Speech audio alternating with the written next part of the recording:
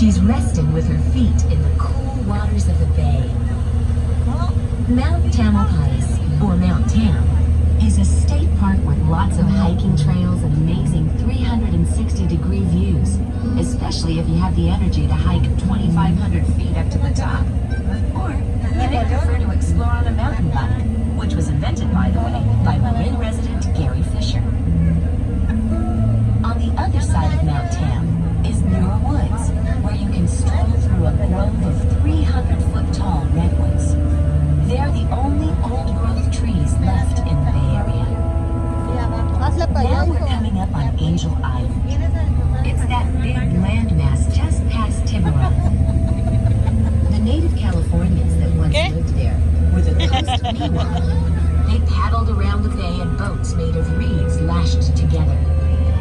4 tribes called the Bay Area home: the Wintune, the Yokuts, the Costanoans, as well as the Miwok lived in this area. Most of the tribes found the north side of the bay more hospitable, with plentiful hunting grounds, good weather, and fresh, clear streams. Remember, the San Francisco Peninsula was sand dunes, not an easy place to find food. When the Spanish explorers arrived, they dubbed the island La Isla de Nuestra Señora de los Ángeles, the island of Our Lady of the Angels. Over the years, the island has been a watering hole for passing whaling ships, a cattle ranch, and a military base. But many people have forgotten that Angel Island was once the Ellis Island of the West. From 1910 to 1940, Angel Island was an immigration station. Hundreds of thousands of immigrants from around the Pacific Rim passed through here, most of them from Japan and China. It was a painful memory for many. Starting in the 1880s, America passed laws to keep out Chinese immigrants, the very people whose ancestors had helped build the West. The only Chinese that were allowed were relatives of American citizens already here. Anyone of Chinese descent was suspect. They were locked up and interrogated. They had to prove they were related to an American citizen. Husbands and wives were separated. Sometimes the stay was a month, sometimes a year. To tell the story, I've invited some people with personal experience. Felicia Lowe's father was interned here. You were behind bars, and there were guards, and even a tower with guards with guns. You were treated as if you were a prisoner. Lowe's father was interned in 1938 at the age of 18.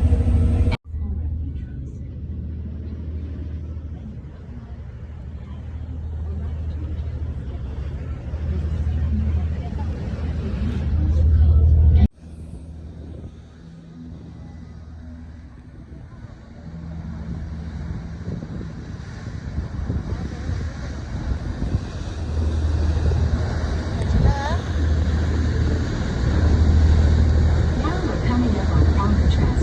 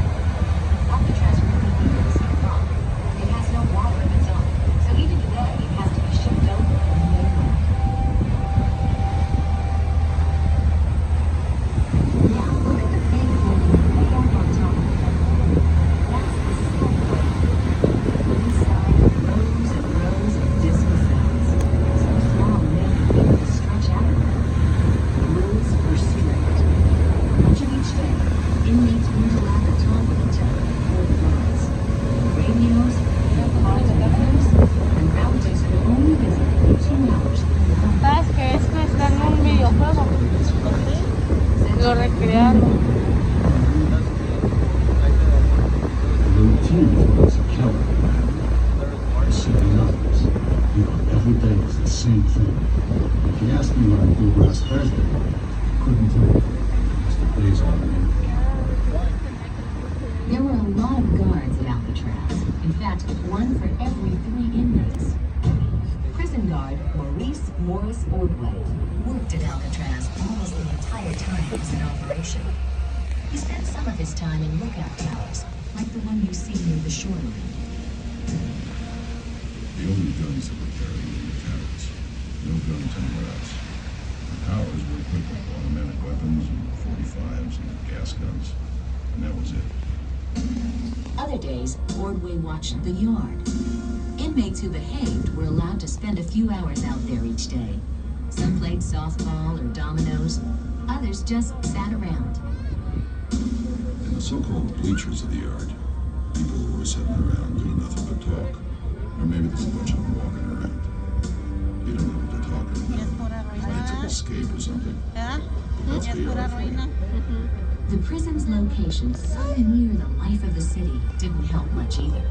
The bright lights of the city could seem almost close enough to touch. I was out in the yard, and maybe a couple friends of mine, they started talking about a couple of chicks they ran wild with or something. I used to walk away. I didn't want to hear all that. Because all you're doing is hurting yourself. I remember when I could see out the window at nighttime over by Berkeley. The lights over there was like looking at another world. I don't think in the 4 years I was there, I looked out that window more than 2 or 3 times. I became pretty hard in that respect, blocking things out.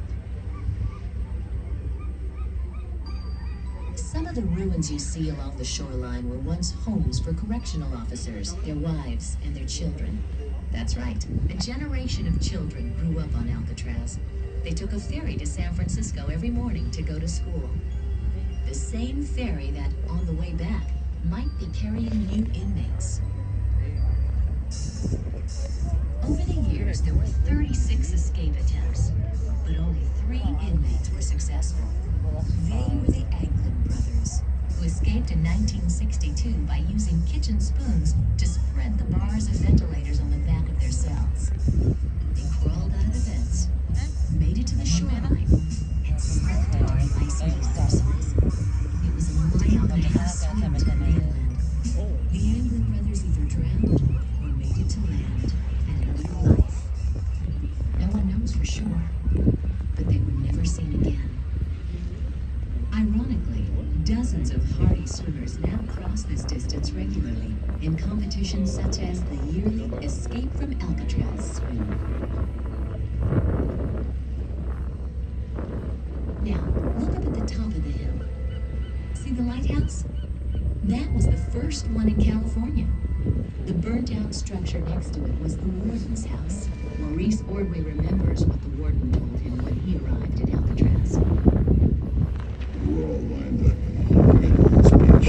He said, "Our name will be back in history. We'll never forget it. This place will go down in history. As